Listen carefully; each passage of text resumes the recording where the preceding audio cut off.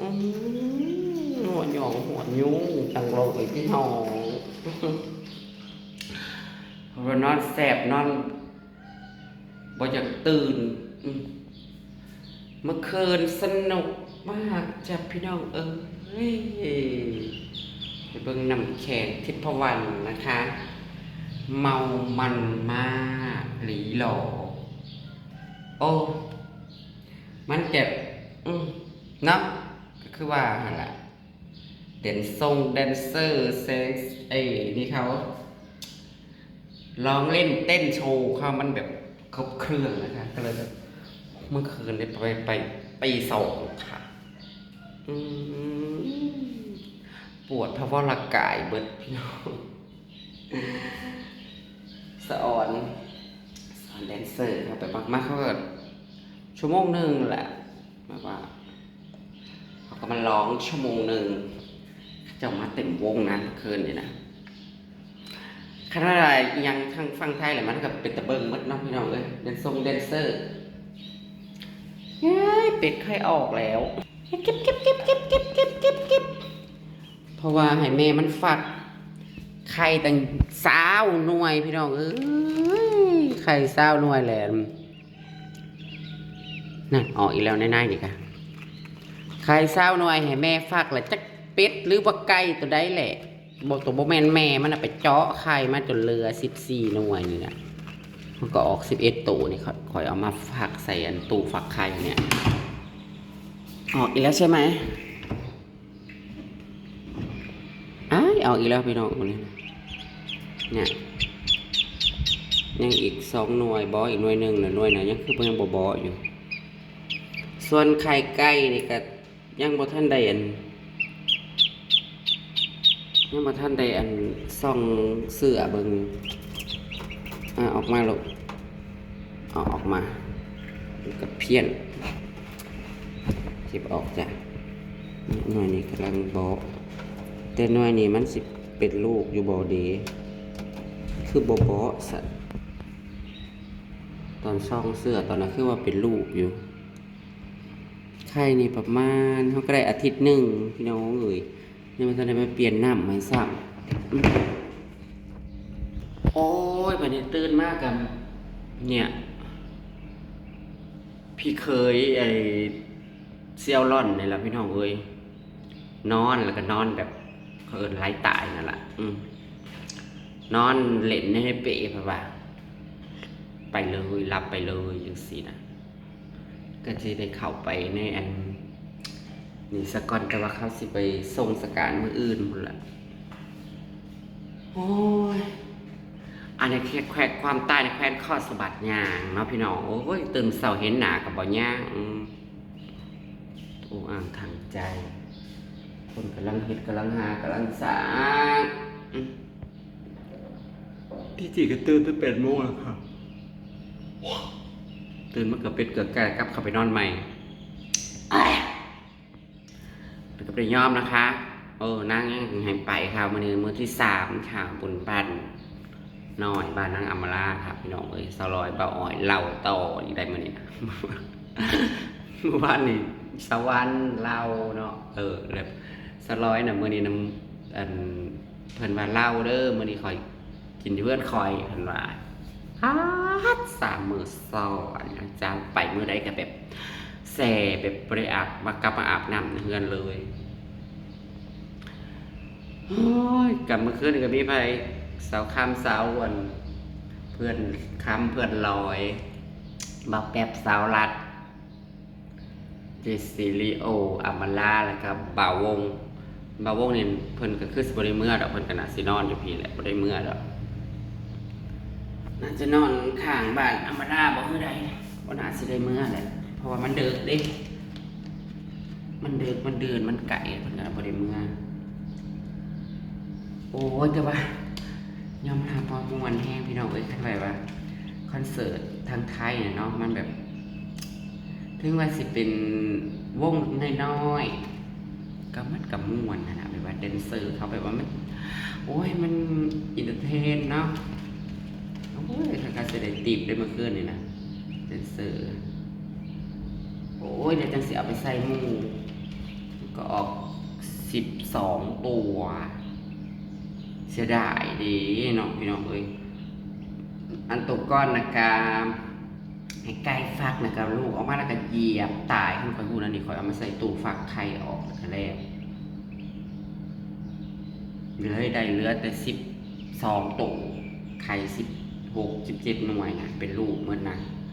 เสียดายจังเลยส่วนอันนี้น่ะไข่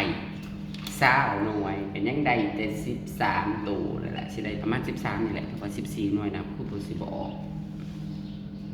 ต้องขวงในอันพวกอันเป็ดไก่อันมาแหบอันมาเจาะไข่นะเก็บเดี๋ยวนี้ก็ยังไข่สนั่นอยู่ไปแอปเดตโคราให้ดูก่อนโคราเป็นยังไงบ้างพี่น้องเอ๋ยนั่งเลาะทัวร์เดินเฮือนเลยด้วยจ้ะนั่งไป3 ขาเมื่อไป3 ขาแล้วนั่งกันตลอดไปโคราออกมาเร็วมาตอดออกมาบ้างมาโชว์หน่อยเร็วมาออกมาไปนี่แหละขาขางคู่อันนี้มันบ่นะพี่น้องออกมาไปมาหิวแล้วเดี๋ยวมาซื้อเนี่ยกินให้คนกับหิวคือกันตอนจะ10 โมงอะไปงานศพนี่ซะก่อนมาเร็ว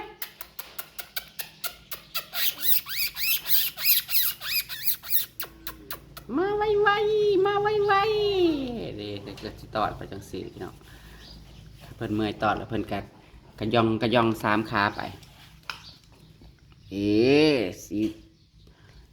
กินเขาได้แหละสีนั่นพี่ขึ้นแล้วดีบ้านนะเนาะเช้าแล้วมันนี่เด้อ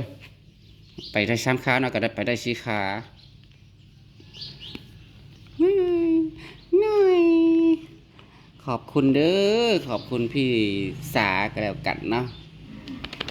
พี่สาให้เงินมาค่าฉีดยาไปเบิด10 กว่าเข็มได้พี่น้องเอ้ยนะเพิ่นก็ไปหอบทั่วเฮือนเลยล่ะมันนี่อย่าออกคนทางเจ้าเป๊บาดนี้นะเจ้าบ่ยังได้เจ้าตุยได้บาดนี้นะหามแลนออกคนทางบาดนี้เด้ออุ้ย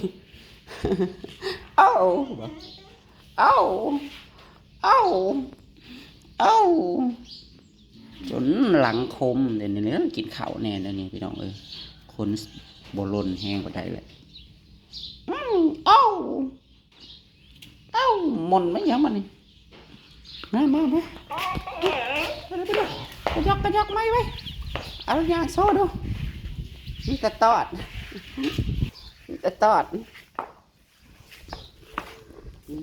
ขาขับนี่นะบอกเข้าใจจังว่าจะเหยียดเลยนี่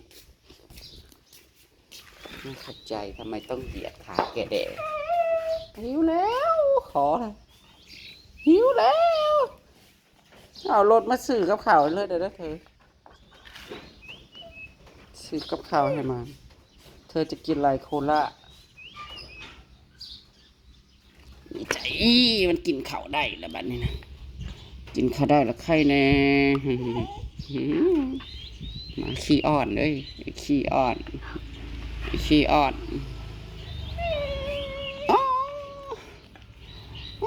ได้สิเมื่องานศพคันนี้สักก่อนก็10 โมงกว่าแล้วพี่น้องเอ้ยกัดจะแลมฝนก็ตกแต่ทางอื่นกับใครอยู่มันก็เย็นมากคือเมื่อวานเนี่ยอากาศอยู่อันหมองงานนะก็ดีอากาศที่งานก็ดีเพิ่นก็แลนกระยอกดูไปเงี่ย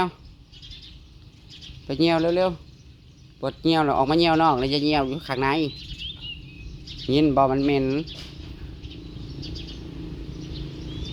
สุดท้ายก็ได้เลี้ยงหมาพิการพี่น้องเอ้ยโหเด้กระยอกย่าง3 ขาแต่ว่าเหมือนมันอ่อนแห้งนะขามันบัวนะข้างหลังนะแบบ มันยังบ่อยากแข็งแหงมันอยากอ่อนอยู่ขาบ่อยากแข็งแหงหึ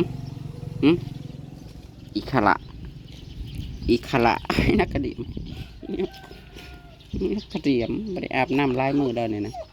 พอกับแม่กับมิตรไปแต่ละมือบ่ได้อยู่เฮือนอยู่ซานคำกับบ่เห็นเฮือนอยากแจ้งบ่ตั้งแต่สงกรานต์มานี่นะโพดโพโอ้ยเนาะโพละก็ให้เขาล่าอยู่บ้านตะกี้ยังว่าน้องนกก็ไปทำงานอีกแล้วไปเมื่อ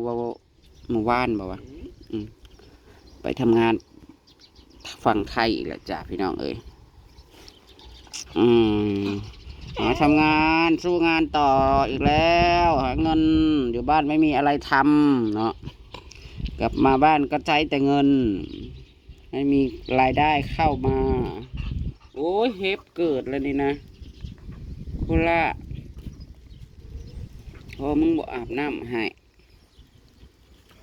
มีเฮ็บเลยนี่นะเบิ้ง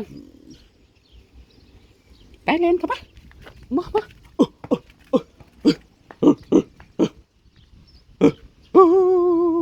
มาได้ไหมมาได้ไหมมาได้ไหมเล่นเข้าไหนเล่นเข้าไหนเล่นเข้ามาพี่เหี่ยวมันก็ยังบอกแข็งพี่น้องขาข้างหลังเนี่ยยังอ่อนอยู่ไปได้ครึ่งเห็นยกไปดิแล้วก็ได้ย่างเที่ยงไปได้ซ้ำนี่ก็ถือว่าโอ้ยดีใจแล้วแค่คอยว่ายันมันสิบมันบ่ได้จักดีให้เบิ่งไก่กันมันไปดูไก่ก่อนมาลังหนาเมื่องานซบเขาบ้านไข่สนั่นฟันฟื้นเป็ดไก่กัดได้จะออกลูกก็ออกลูกจากเป็ดจากไก่อันแยกอันแย่งกันฟักนะผมก็คอยสิได้เก็บมาใส่อันมองฟักคอยแล้วน่ะอีนี่ผัดเขามาฟักไข่พวกนี้อีกเลยโอ้ยไก่แม่มนมาไข่นี่อีกอันที่ให้แม่มันเลี้ยงเองนี่ก็แตกเอาไว้แล้วพี่น้องนะผมลูกอิเตียร้ายที่สุดเกือบ20 โตตอนนี้ชุบเกิดไหมอีกนี่นะ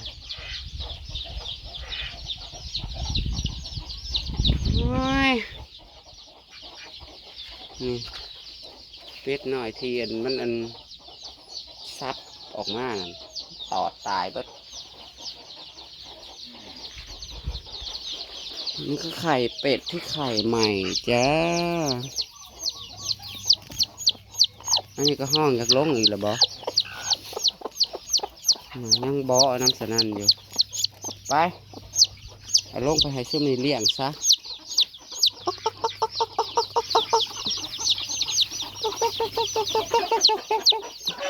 ไปเลือกเอาแม่มึงจะเอาแม่ใดมีหลายแม่ผุน4 แม่ค้า2ไปจุก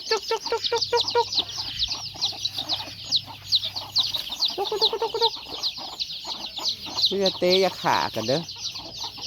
จะตีอย่าขากันเด้อเรียกน้ำกันลูกนะฉัน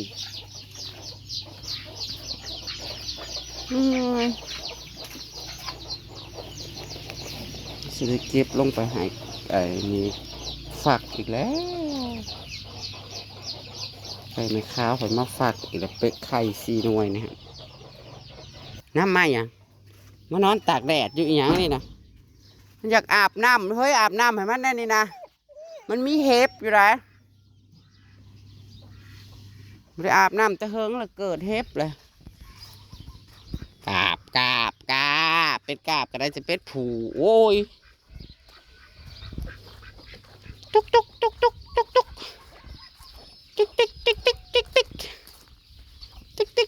ขึ้นไปขึ้นไป